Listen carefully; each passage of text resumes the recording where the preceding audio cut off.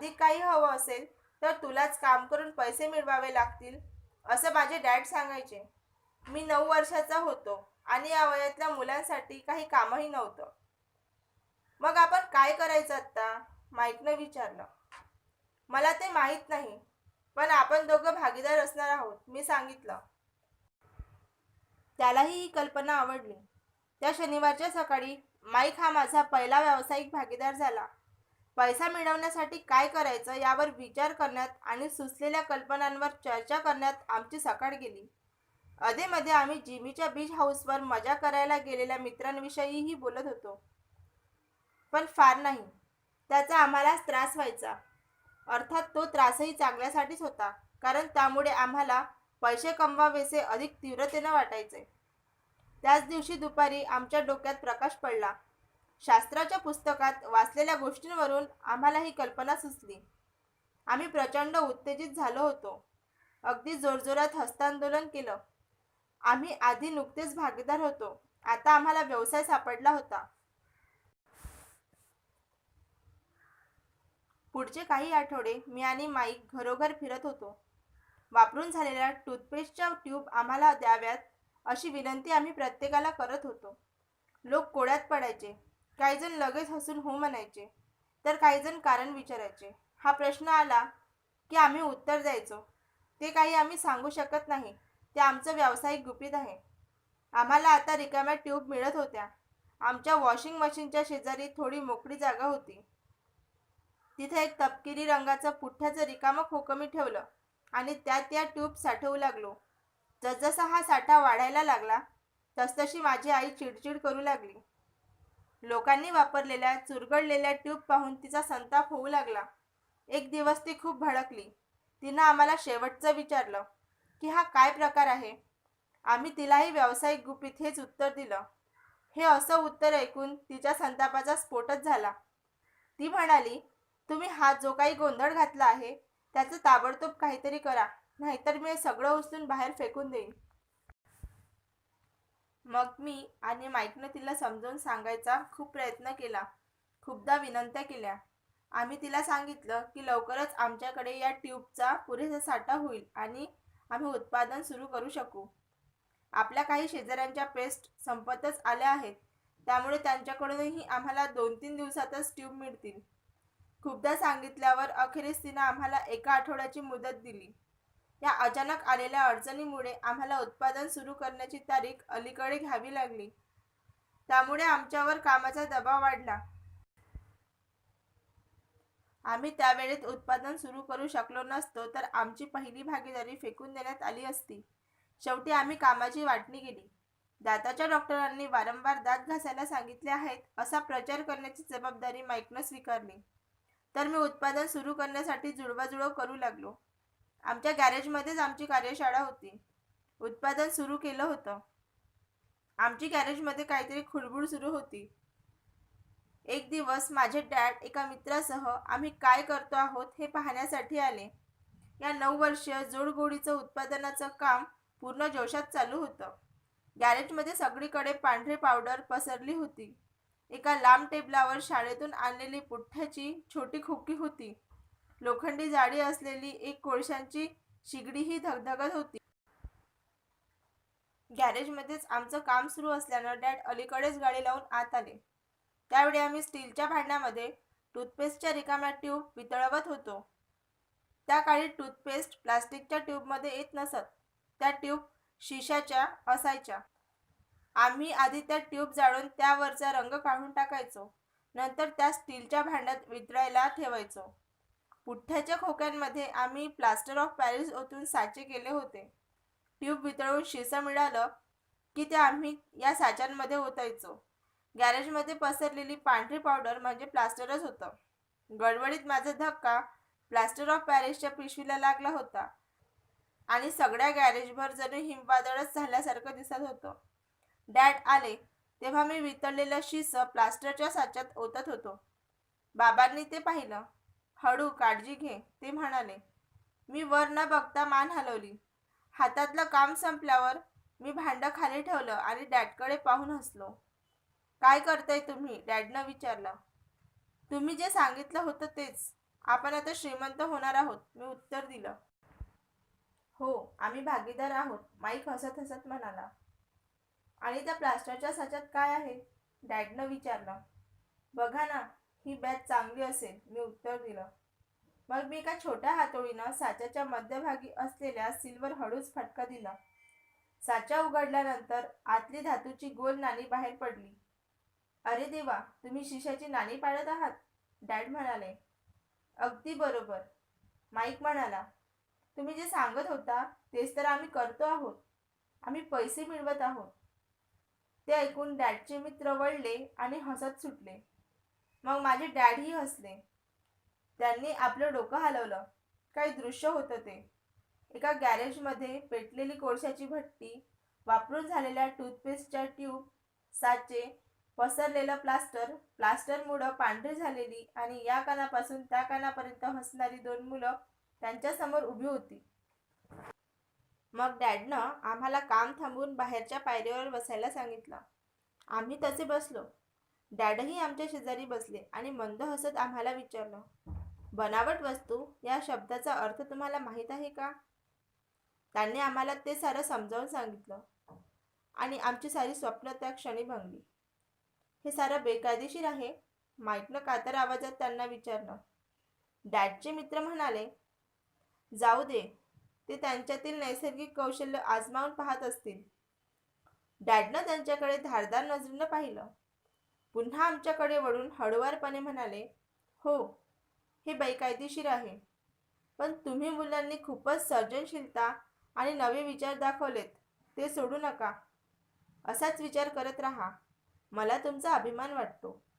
Dad गेल्यानंतर मी आणि mic त्याच पायरीवर जवळपास 20 मिनिटं सुन्नपणे बसून होतो. आम्ही खूप निराश झालो होतो. आमचा व्यवसाय सुरू झाल्या दिवशीच बंद पडला होता. अखेरीस आम्ही तिथून उठलो आणि सारा गोंधळ आवरायला घेतला. अंगावरची धूळ झटकत मी माईकला म्हणालो, जिमी म्हणाला तेच बरोबर आहे. आपण गरीबच आहोत. त्याचवेळी डॅड परत येत होते. त्यांनी ते ऐकलं. ते म्हणाले, तुम्ही जर प्रयत्न सोडणार असाल तर तुम्ही खरोखरच गरीब आहात. तुम्ही काहीतरी करू पाहता आहात, ही सर्वात महत्त्वाची गोष्ट आहे. काहीजण फक्त बोलतात आणि श्रीमंत होण्याची स्वप्न पाहतात. तुम्ही काहीतरी करायचा प्रयत्न केलात आणि माझ्यासाठी हे महत्त्वाचं आहे. मला तुमचा खरंच अभिमान वाटतो. म्हणूनच माझं ऐका, प्रयत्न करत राहा, थांबू नका. मी आणि माईक शांतपणे उभे होतो. डॅडचं बोलणं आवडतही होतं, पण काय करावं हे सुचत नव्हतं. मग डॅड, तुम्ही श्रीमंत का नाही, मी विचारलं. कारण मी शालेय शिक्षक झालो. आम्ही शिक्षक श्रीमंत होण्याचा विचार करत नाही. आम्हाला शिकवणंच आवडतं. तुम्हाला मदत करायला मला खरंच आवडलं असतं, पण पैसे कसे मिळवावेत हे मला माहीत नाही. आता मी आणि माईक स्वच्छता करू लागलो होतो. तेवढ्यात डॅड म्हणाले, तुम्हा मुलांना श्रीमंत कसं व्हायचं हे शिकायचं असेल तर मला विचारून उपयोग नाही. माईक, तू तुझ्या डॅडशी या विषयावर बोल. माझे डॅड? माईकच्या चेहऱ्यावरचं आश्चर्य लपत नव्हतं. होय, तुझेच डॅड, माझे डॅड हसत म्हणाले. तुझ्या डॅडचे आणि माझे बँकर एकच आहेत. ते कायम तुझ्या डॅडची स्तुती करतात. पैसे मिळवण्याच्या बाबतीत तुझे डॅड खूपच हुशार आहेत असं ते सांगतात. माझे डॅड? माईकनं पुन्हा एकदा अविश्वासानं विचारलं. तुम्ही म्हणता तसं असेल तर मग शाळेतल्या इतर मुलांसारखं छान घर आणि गाडी आमच्याकडे का नाही? छान घर आणि गाडी असणं म्हणजे तुम्ही श्रीमंत आहात असं नसतं. याचा अर्थ असाही नाही की पैसे कसे कमवायचे हे तुम्हाला कळतं. माझे डॅड सांगत होते, जिमीचे वडील ऊस लागवड करणाऱ्या कंपनीत काम करतात. ते माझ्यापेक्षा फार काही वेगळे नाहीत. ते कंपनीसाठी काम करतात आणि मी सरकारसाठी. कंपनीनं त्यांना गाडी दिली. उद्या कंपनी संकटात सापडली तर त्यांच्याकडे काहीच नसेल. तेही संकटातच सापडतील. माईक, तुझे डॅड वेगळे आहेत. ते एका साम्राज्याचीच उभारणी करत आहेत आणि माझ्या अंदाजानुसार ते काही वर्षातच अतिशय श्रीमंत होतील. हे ऐकून मी आणि माईक एकदम खुश झालो. पुन्हा एकदा आम्ही आमच्या बंद पडलेल्या व्यवसायाचा गोंधळ निस्तरायला घेतला. स्वच्छता करता करताच आम्ही माईकच्या डॅडशी कधी आणि कसं बोलायचं हे ठरवू लागलो. माईकचे डॅड खूप वेळ काम करत आणि ते घरीही उशिरा परतत. त्यामुळे त्यांची वेळ कशी घ्यायची हाच प्रश्न होता. अनेक गोदामं, साखळी दुकान, बांधकाम कंपनी आणि 3 उपाहारगृहांचे ते मालक होते. त्यामुळे त्यांना घरी परतण्यास रोजच उशीर होई. आमची स्वच्छता पूर्ण झाल्यानंतर माईकनं घरी जाण्यासाठी बस पकडली. तो त्याच रात्री त्याच्या डॅडशी बोलणार होता. ते आम्हाला श्रीमंत व्हायला शिकवतील का असंही विचारणार होता. कितीही उशीर झाला तरी तो डॅडशी बोलून मला कळवणार होता. त्यानं मला तसं वचनच दिलं होतं. रात्री 8:30 वाजता त्याचा फोन आला.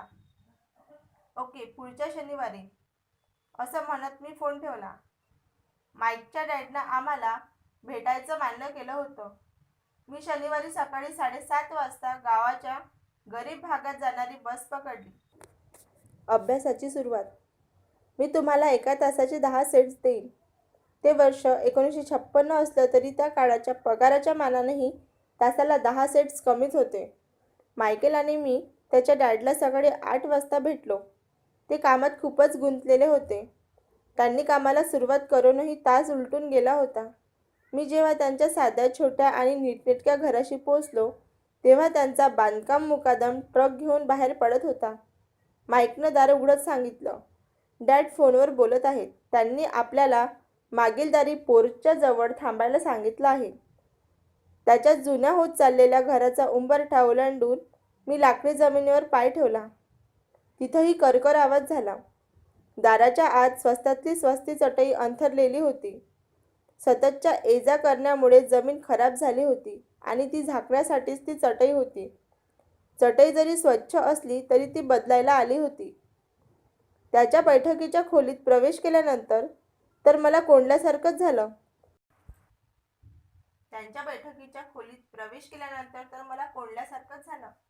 ती अरुंद खोली जुन्या आणि कुबट वास येणाऱ्या फर्निचरनं गच्च भरली होती.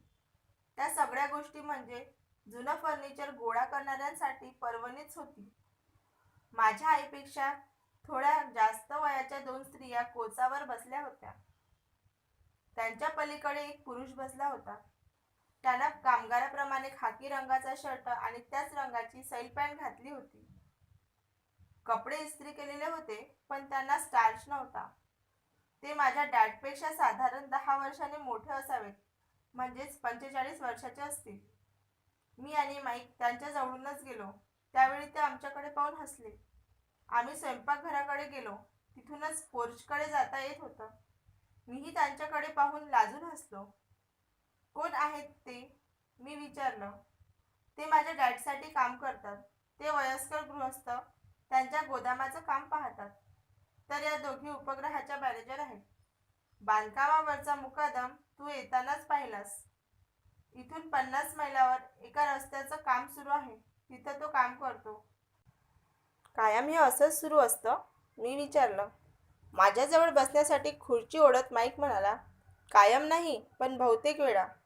आम्हाला पैसे कसे मिळवायचे हे शिकवाल का, असं मी त्यांना विचारलं. माईक सांगत होता. मग ते काय म्हणाले? मी सावध जिज्ञासेनं विचारलं.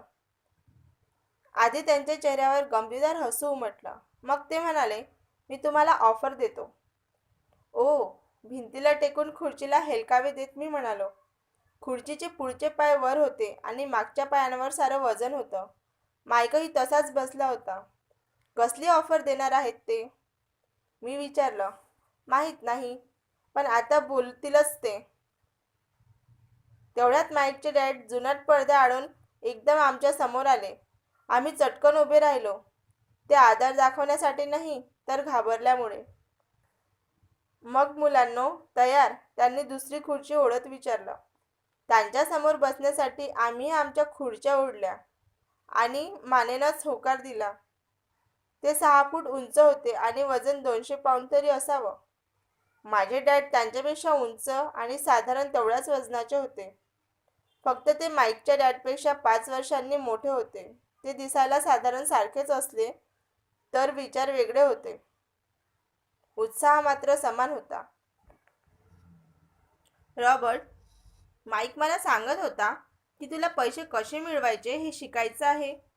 मी लगेच होकारार्थी मान हलवली खरी, पण मनात थोडीशी भीती होतीच. ओके, मग माझी ऑफर आहे का? मी तुम्हाला शिकवेन, पण शाळेत वर्गात शिकवतात तसं नाही. तुम्ही माझ्यासाठी काम करा, मी तुम्हाला शिकवेन.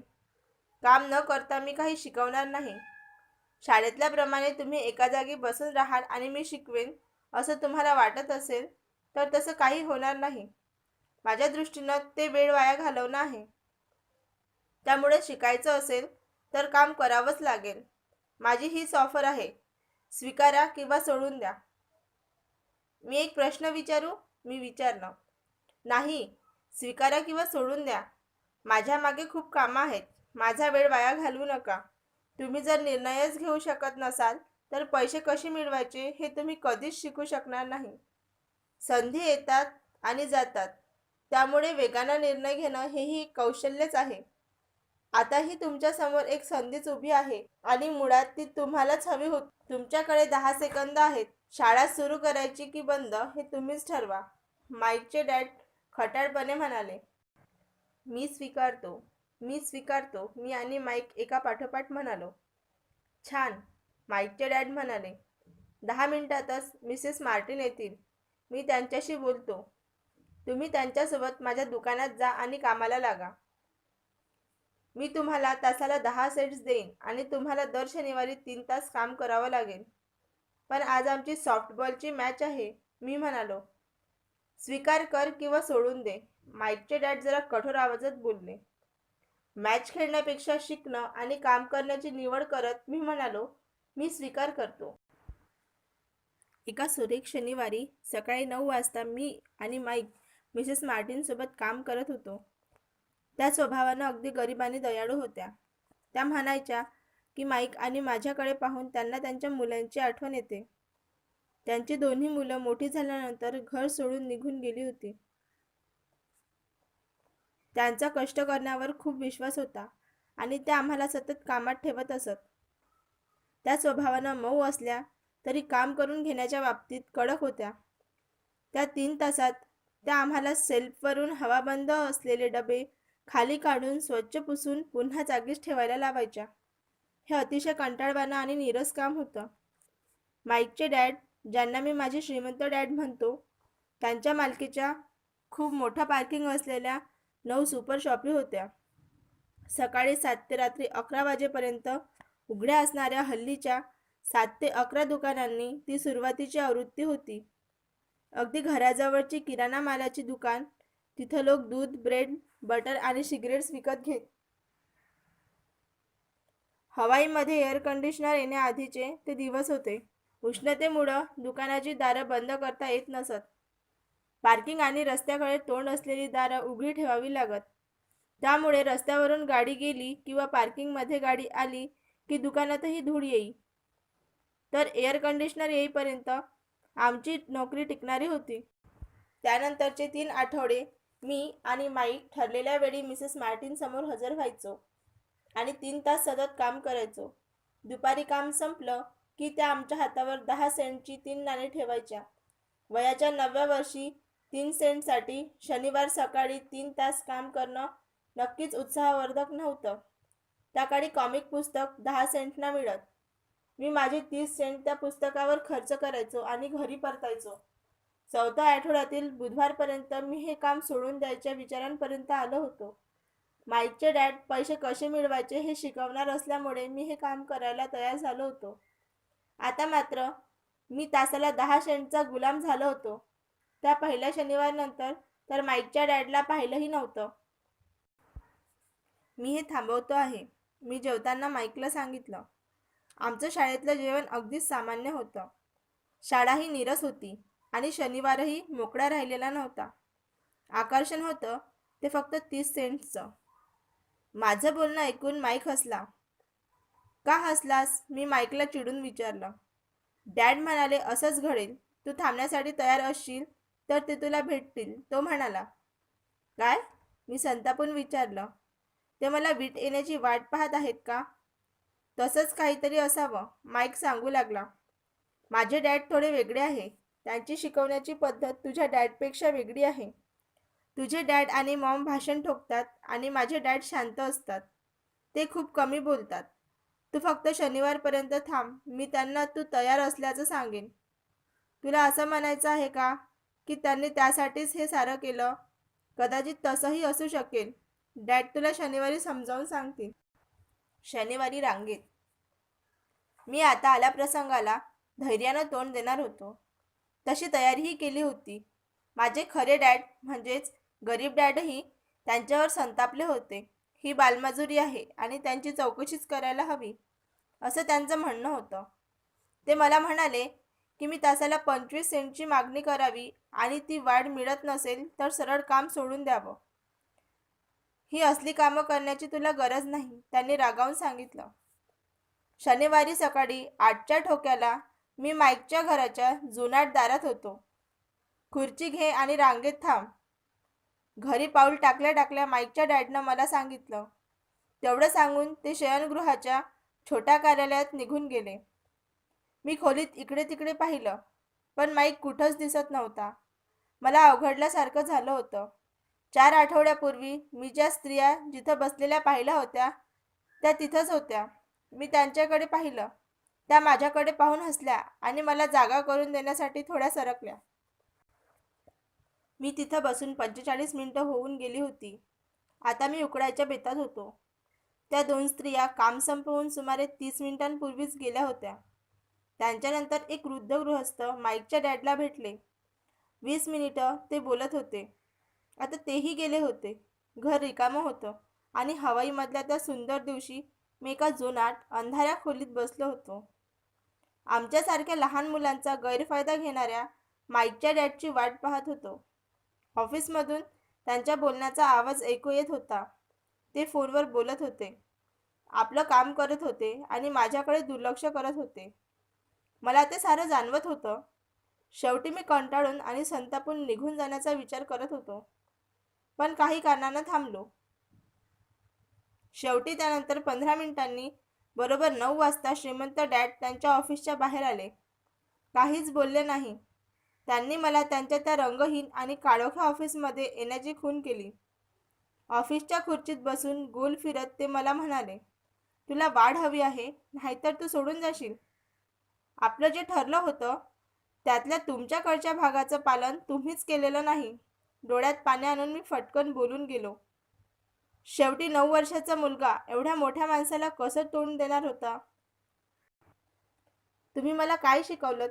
काहीच नाही, मी रागावून म्हणालो. मी अगदी क्षुल्लक रकमेवर तुमच्यासाठी काम करण्याचं मान्य केल्यानंतर तुम्ही माझ्याशी एक शब्दही बोलला नाही. एका तासाला फक्त 10 सेंट्स. खरं तर याबाबत सरकारलाच कळवायला हवं. आपल्याकडे बालमजुरी विरोधातले कायदे आहेत आणि तुम्हाला हेही माहीत असेल की माझे डॅड सरकारी कर्मचारी आहेत. आता मात्र तू माझ्याकडे काम करणाऱ्या बहुतेक लोकांसारखा बोलू लागला आहेस. असं झालं की मी त्यांना झापतो किंवा ते काम सोडून जातात. तुम्हाला नक्की म्हणायचं तरी काय आहे? मी आता वयाच्या मानानं बराच धीट झालो होतो. तुम्ही खोटं बोललात. मी तुमच्यासाठी काम केलं, पण तुम्ही शब्द पाळला नाहीत. तुम्ही मला काहीच शिकवलं नाहीत. तुला कसं समजलं की मी तुला काहीच शिकवलं नाही? त्यांनी शांतपणे विचारलं. तुम्ही माझ्याशी बोलला देखील नाहीत. मी तुमच्यासाठी 3 आठवडे काम केलं आणि तुम्ही मला काहीच शिकवलं नाही. मी पुन्हा तेच सांगितलं. शिकवायचं म्हणजे नक्की काय करायचं? व्याख्यान द्यायचं? त्यांनी विचारलं. हो, मी उत्तर दिलं. ते शाळेत, ते हसत म्हणाले. पण जगणं असं शिकवत नाही. मी तर असं म्हणेन की आपल्या आयुष्यात सर्वोत्तम शिक्षक आहे. बहुतेक वेळा हे जीवन तुमच्याशी काहीच बोलत नाही. ते तुम्हाला ढकलत राहतं. जीवनातला प्रत्येक धक्का सांगत असतो की उठ, जागा हो. मला वाटतं तू हे शिकावंस. या माणसाला नक्की काय म्हणायचं आहे? मी मनातल्या मनात स्वतःलाच विचारलं. जीवन धक्का देतं म्हणजे ते माझ्याशी बोलतं? ही नोकरी सोडावी लागणार हे मला कळून चुकलं. मी अशा माणसाशी बोलत होतो ज्याला डांबून ठेवण्याची नितांत आवश्यकता होती. तू जर या जीवनाकडून, जगण्याकडून ज्ञान मिळवलंस तर उत्तम प्रगती करशील आणि नाही मिळवलंस तरी ते तुला धक्के देत राहील. काही जण या धक्क्यांनी चिडतात, घाबरतात आणि मागे सरतात. अर्थात ते मागे सरतात ते त्यांच्या मालकाविरुद्ध किंवा नोकरी, पती किंवा पत्नी विरुद्ध. आपलं आयुष्यच आपल्याला धक्का देतंय, काहीतरी सांगू पाहतंय हे त्यांना समजतच नाही. ते नक्की काय बोलत आहेत हे मला समजतच नव्हतं. आपल्या साऱ्यांना हे आयुष्यच धक्के देत असतात. काही जण लढतात तर काही जण सोडून देतात. लढा देणारे अशा प्रत्येक धक्क्याचं स्वागत करतात. या थोड्या लोकांना त्यातला प्रत्येक धडा घ्यायचा असतो, शिकायचं असते. ते शिकतात आणि पुढे जात राहतात. बहुतेक जण सोडून देतात. तुझ्यासारखे फार थोडे लढा देतात. श्रीमंत डॅड उठले आणि त्यांनी करकर आवाज करणारी ती खिडकी बंद केली. खरं तर ती दुरुस्तीलाच आली होती. तू जर हा धडा शिकलास तर तू सुज्ञ, जाणकार, श्रीमंत आणि सुखी समाधानी होशील. शिकला नाहीस तर आयुष्यभर कमी पगार देणाऱ्या मालकांना किंवा नोकरीला दोष देत राहशील. कधीतरी काहीतरी घडेल आणि पैशांचे सारे प्रश्न सुटून जातील या आशेवर जगत राहशील. मी ऐकतो आहे का आणि मला काही समजत आहे का हे पाहण्यासाठी ते माझ्याकडे वळले. आमची नजरानजर झाली. आता आम्ही काहीच बोलत नव्हतो. आमचे डोळे एकमेकांशी बोलत होते. त्यांचं बरोबर होतं. मी लढा देत होतो. मलाच तर पैसे कसे मिळवायचे हे शिकायचं होतं. याचाच अर्थ ते बरोबर होते आणि मी त्यांनाच दोष देत होतो. श्रीमंत डॅड बोलतच होते. तू जर लढाऊ बाण्याचा नसशील, तुझ्यामध्ये जर येईल त्या परिस्थितीला तोंड देण्याचं धैर्य नसेल, तर आयुष्यानं जरा धक्का दिला की तू ती गोष्ट सोडून देशील. तू आयुष्यभर सावधानतेनंच जगशील. न दिसणाऱ्या भीतीनं दडपून जाशील. ज्या गोष्टी घडण्याची शक्यता नाही त्याची चिंता करत बसशील. ही मंडळी अशीच जगत राहतात आणि एक दिवस नीरस आयुष्य संपवून मरून जातात. या अशा आयुष्यात तुला मित्रही खूप असतील. त्यांना तू आवडतही असशील, कारण त्यांच्याही दृष्टीनं तू मेहनती माणूस असतोस. योग्य त्या गोष्टी साधत तू खूपच सावधानतेनं जगत असतोस. खरी गोष्ट ही असते की तुम्ही जीवनापुढे शरणागती पत्करलेली असते. तुमच्या आत कुठेतरी खोलवर भीती दडलेली असते. सुरक्षित न वाटणारी गोष्ट करण्याची भीती. तुम्हाला जिंकायचं असतं, पण हरण्याची भीती मध्ये येते. ते जिंकण्याच्या आनंदापेक्षा जास्त मोठी वाटते. तुम्हाला हेही जाणवत असतं की तुम्ही कधीच आव्हान स्वीकारलेलं नाही, फक्त सावधानतेनंच खेळला आहात. आमची पुन्हा एकदा नजरानजर झाली. डोळे खूप काही बोलून गेले. म्हणजे तुम्ही मला धक्का देत होता? काही लोक तसं म्हणतीलही कदाचित. श्रीमंत डॅड हसत म्हणाले. मी फक्त तुला जरा जीवनाची चव दाखवली. जीवनाची कसली चव? अजूनही मी रागात होतो. पण अधिक बोलण्याची, त्यांच्याकडून जाणून घेण्याची इच्छाही तेवढीच तीव्र होती. आता मी शिकायलाही तयार होतो. हे बघ, माझ्याकडे 150 कर्मचारी काम करतात. एवढ्या लोकांमध्ये तुम्ही दोघंच मला असे भेटलात की त्यांनी पैसे कसे मिळवायचे हे शिकण्याची इच्छा व्यक्त केलीत. बाकी कोणी मला याबाबत कधीही काहीही विचारलं नाही. त्यांना कधी पैशांविषयी जाणून घ्यावंसंच वाटलं नाही. म्हणूनच हे सारे आयुष्यातील मोलाची वर्ष पैशांसाठी काम करण्यात घालवतील. पण त्यांना पैसा हा प्रकार नक्की काय आहे, तो कसा मिळवायचा, वाढवायचा हे कधीच समजणार नाही. आता मात्र मी त्यांचं बोलणं मन लावून ऐकत होतो. मला माईकने तुझ्याबद्दल सांगितलं. त्याला पैसे कसे मिळवायचे हे शिकायचं आहे असं तो म्हणाला. मी तुम्हाला शिकवायचं ठरवलं. त्यासाठी वास्तवातला म्हणजे खऱ्याखुऱ्या आयुष्यातला अभ्यासक्रम तयार करू लागलो. मी तुमच्याशी दम लागेपर्यंत बोललोही असतो. पण माझ्या लक्षात आलं की तुझी ऐकून घेण्याची तयारी नाही. मग मी ठरवलं की तुला एक धक्का बसूच दे. त्यानंतरच तू माझं ऐकशील. म्हणूनच मी तुला 10 सेंट्स दिले. 10 सेंटसाठी तासभर काम करून मी कोणता धडा शिकलो? मी विचारलं. की तुम्ही शोषण करते आहात, कामगारांचं शोषण करत असता हे? श्रीमंत डॅडनं खुर्चीतच एक हेलकावा घेतला आणि ते मनापासून हसले. जरा वेळानं हसणं थांबून म्हणाले, तू तुझं मत बदलावंस हे चांगलं. तुझ्या पुढची अडचण मीच आहे असा विचार करून मला दोष देण्याआधी थांबव. तू असाच विचार करत असशील तर आधी तुला बदलणं हे माझं काम असेल. मुळात तुझ्या पुढची अडचण तूच आहेस. हे लक्षात घे, याचा स्वीकार कर. तसं केलंस तरच तू बदलू शकतोस, काहीतरी शिकू शकतोस आणि शहाणा होऊ शकतोस. बहुतेक लोकांना वाटतं ते बरोबर आहेत आणि जगातल्या सगळ्यांनी बदलायला हवं. आपलं काहीतरी चुकतंय आणि आपण बदलायला हवं हे त्यांच्या लक्षातच येत नाही. आणि मी सांगतो ते लक्षात ठेव. सगळ्यांनी बदलण्यापेक्षा आपणच बदलणं जास्त सोपं असतं. मला काहीच समजत नाही, मी म्हणालो. सोपं आहे. तुझ्या समोरच्या अडचणींसाठी तू मला दोष देणं थांबव, श्रीमंत डॅड म्हणाले. पण तुम्ही मला फक्त 10 सेंट देता, मी म्हणालो. मग तू शिकतोस तरी काय? श्रीमंत डॅडनं हसत हसतच विचारलं. हेच की तुम्ही शोषक आहात, मी देखील हसत म्हणालो. बघ, पुन्हा तू तसाच विचार करतो आहेस. तुझ्या दृष्टीनं तुझ्या पुढची मोठी अडचण मीच आहे, पण तुम्ही आहातच. तुला असंच वाटत असेल तर तू काहीच शिकू शकणार नाहीस. समजा तुझं म्हणणं मी मानलं तर तुझ्यासमोर काय पर्याय आहे? तुम्ही जर मला जास्त पैसे दिले नाहीत किंवा माझा सन्मान राखला नाहीत आणि मला शिकवलं नाहीत तर मी काम सोडेन. तुझं मत तू चांगल्या प्रकारे मांडलंस, ते म्हणाले. आणि बहुतेक जण हेच करतात. ते सोडून जातात, दुसरी नोकरी, चांगली संधी आणि जास्त पगाराचा शोध घेऊ लागतात. पण असं केल्यामुळे तुझ्या पुढचे प्रश्न सुटतील असं वाटत असेल तर ते चूक आहे. बहुसंख्य वेळा असं काहीही होत नाही. मग हा प्रश्न कसा सुटेल? हे तासाला किरकोळ 10 सेंट द्यायचे आणि एक स्मितहास्य. यावर कसं चालेल, मी विचारलं. श्रीमंत डॅड हसले. इतर लोक हेच तर करतात. या पगारात भागणार नाही, त्यांना झगडावंच लागेल हे ठाऊक असूनही ते पगाराचा चेक स्वीकारतात. ते फक्त वाढ होण्याची वाट पाहत राहतात.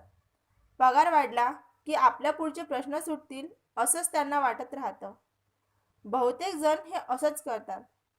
काही जण आणखी एखादी नोकरी करतात, जास्त कष्ट करतात आणि पुन्हा कमी रकमेचा चेक त्यांच्या वाट्याला येतो. मी जमिनीकडे टक लावून पाहत होतो. श्रीमंत डॅड मला जे काही सांगू पाहत होते ते आत्ता कुठे माझ्या ध्यानी येऊ लागलं होतं. हे जे काही चाललं आहे ती जीवनाची पहिली चव आहे, हेही मला समजत होतं. शेवटी मी वर पाहिलं आणि पुन्हा एकदा विचारलं, हा प्रश्न कसा सुटेल? माझ्या डोक्यावर चापट मारत ते म्हणाले, तुझ्या दोन्ही कानांच्या मध्ये जी गोष्ट आहे त्यामुळे सुटेल. मग त्यांनी मला एक महत्त्वाची गोष्ट सांगितली. त्यामुळे मात्र ते त्यांच्या इतर कर्मचाऱ्यांपेक्षा आणि माझ्या गरीब डॅडपेक्षा वेगळे होते. त्याचमुळे पुढे ते हवाईतील सर्वात श्रीमंत व्यक्ती म्हणून गणले गेले होते.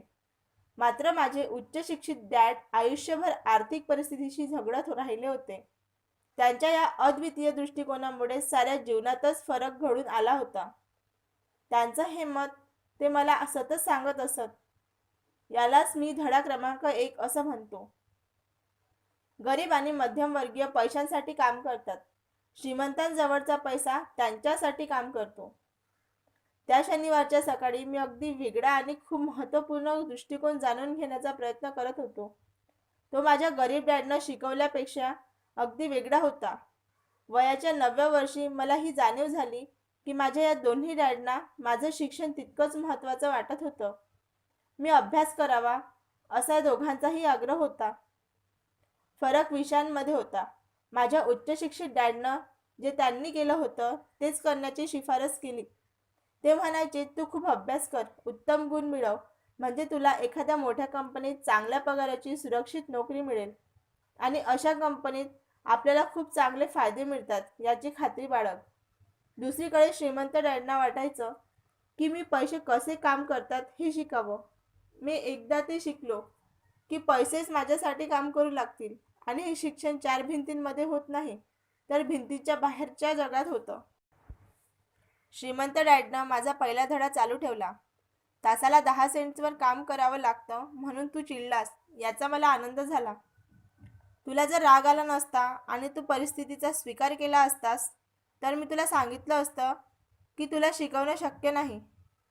हे बघ, खरोखरच शिकायचं असेल तर त्यासाठी शक्ती आणि पराकोटीची तीव्र इच्छा लागते. या सूत्राचा सगळ्यात मोठा हिस्सा आहे क्रोध. तीव्र भावनेसाठी क्रोध आणि निष्ठा या भावना एकत्रितपणे हव्यात.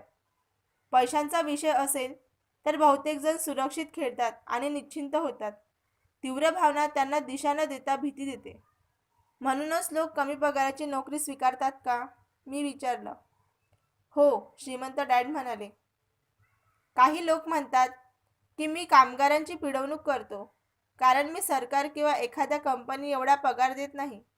मी उलट म्हणतो, माझ्या मते ही मंडळी स्वतःचीच पिळवणूक करून घेत असतात.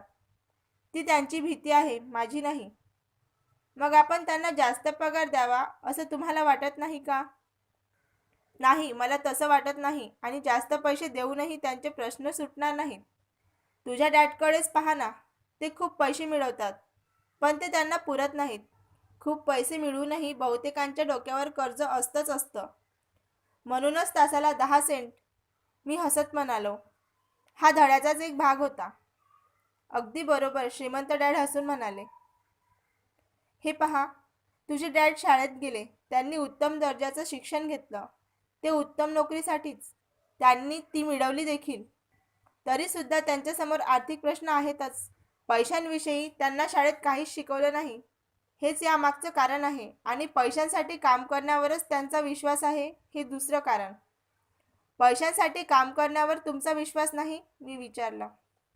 नाही, खरंच नाही, श्रीमंत डॅड म्हणाले. तुम्हाला जर पैशांसाठीच काम करायचं असेल तर शाळेत राहा. हे शिकण्यासाठी ती चांगली जागा आहे. तुला जर पैसा तुझ्यासाठी कसं काम करेल हे शिकायचं असेल तर ते मी तुला शिकवेन. अर्थात हे शिकायची तुझी तीव्र इच्छा असेल तरच. हे तर प्रत्येकालाच शिकायचं असेल, मी म्हटलं. नाही, श्रीमंत डॅड म्हणाले. याचं साधं कारण म्हणजे पैशांसाठी काम करायला शिकणं सोपं असतं. विशेषतः पैशांचा विषय काढल्यावर जर तुम्हाला भीतीचीच भावना वाटत असली तर नक्कीच. मला काहीच समजत नाही, मी कपाळावर आठ्या घालत म्हणालो. आता त्याचा विचारही करू नकोस आणि काळजीही. फक्त हे लक्षात ठेव की बहुतेक जण असुरक्षिततेच्या भीतीपोटीच नोकरी करत असतात. ही भीती बिलांचे पैसे देण्याविषयीची नसते, तर नोकरी जाण्याची असते. गाठीशी पुरेसा पैसा नसल्याची असते. काहीतरी नव्याने सुरू करण्याची असते. व्यवसाय किंवा नोकरीसाठी अभ्यास करायचा आणि नंतर पैशांसाठी काम करायचं, याचीच किंमत ते मोजत असतात. बहुतेक जण पैशांचे गुलाम होतात आणि नंतर मालकावर रागावतात. पैसा तुमच्यासाठी कसं काम करतो हे शिकण्याचा अभ्यासक्रम वेगळा आहे का? मी विचारलं. पूर्णपणे, ते उत्तरले. अगदी संपूर्णपणे. आता आम्ही निशब्द होतो. माझ्या मित्रांचा बेसबॉल लिटिल लीगचा सामना सुरूही झालेला असेल. त्या दिवशी कोणत्या तरी कारणामुळे मी 10 सेंटवर काम करण्याचं ठरवलं. त्या निर्णयाबद्दल मी आता कृतज्ञ होतो. मला जाणीव झाली की मी आता जे काही शिकणार आहे ते माझ्या मित्रांना शाळेत कधीच शिकायला मिळणार नव्हतं. श्रीमंत डॅडनं विचारलं, शिकण्यासाठी तयार? 100%, मी हसत हसत म्हणालो. मी माझं वचन पाळलं आहे. मी तुला अप्रत्यक्षपणे शिकवत होतो, श्रीमंत डॅड म्हणाले. पैशांसाठी काम करणं म्हणजे नक्की काय याची चव तू वयाच्या 9व्या वर्षीच घेतली आहे. गेल्या महिन्याला 50 वर्षांनी गुण आणि आता तूच विचार कर की बहुतेक जण आयुष्यभर काय करत असतील. मला काहीच समजत नाही, मी म्हणालो. मला भेटण्यासाठी तुला इतरांसोबत थांबावं लागलं. माझी वाट पाहावी लागली. तेव्हा तुला काय वाटलं? खूप वाईट. पैशांसाठी काम करण्याची निवड केलीस तर हे असंच आयुष्य वाटायला येतं, ते सांगत होते. आणि जेव्हा मिसेस मार्टिननं 3 तास काम केल्यानंतर हाती 30 सेंट ठेवले तेव्हा तेव्हा काय वाटलं? तेव्हा वाटलं की हे काहीच नाही. मी खूप निराश झालो होतो. आपल्या पगाराचा चेक हाती पडल्यानंतर बहुसंख्य कर्मचाऱ्यांना हे असंच वाटतं. तुला तरी 100% रक्कम मिळाली होती. त्यांच्या हाती तर तीही पडत नाही. त्यांच्या पगारातून कर आणि इतर वजावटही होत असते. म्हणजे तुम्हाला असं म्हणायचं आहे का की बहुसंख्य कामगारांना त्यांचा पूर्ण पगारही मिळत नाही? मी आश्चर्याने विचारलं. नक्कीच नाही. सगळ्यात आधी सरकार त्याचा वाटा काढून घेतं. ते कसं काय? म्हणजे कसं करतात ते? मी विचारलं. करांच्या माध्यमातून, श्रीमंत डॅडनं उत्तर दिलं. तुम्ही जेव्हा पैसे कमावता तेव्हा त्यावर कर द्यावा लागतो. ते खर्च करता तेव्हाही कर लागतो. जेव्हा बचत करता तेव्हा त्या बचतीवरही कर असतो आणि तुम्ही जेव्हा मरण पावता तेव्हाही कर असतोच. लोक सरकारला असं का करू देतात? श्रीमंत देत नाहीत, ते म्हणाले. गरीब आणि मध्यमवर्गीय कर देतात. मी तुला पैजेवर सांगतो की तुझ्या डॅडपेक्षा जास्त कमावतो तरी देखील तेच माझ्यापेक्षा जास्त कर भरतात. हे कसं शक्य आहे? हे बोलणं आता माझ्या 9 वर्षाच्या मेंदूच्या आकलनापलीकडे चाललं होतं. एखादी व्यक्ती सरकारला असं कसं करू देईल हेच मला समजत नव्हतं. श्रीमंत डॅड शांत होते. मी त्यांच्या सांगण्याकडे लक्ष द्यावं, मध्ये मध्ये बोलू नये असं त्यांना वाटत असावं. शेवटी मी शांत झालो. मी जे काही ऐकलं होतं ते मला आवडलं नव्हतं.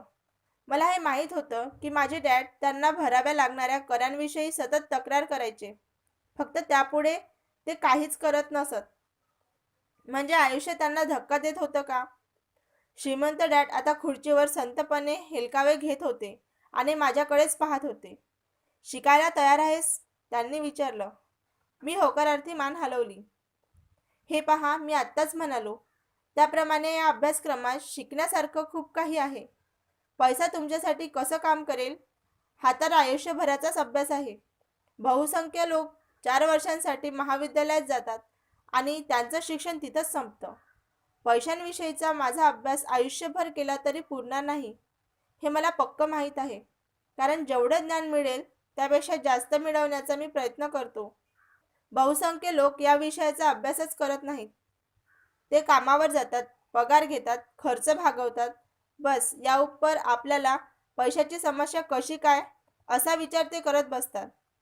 मग त्यांना वाटतं की जास्त पैसा ही समस्या सोडू शकेल.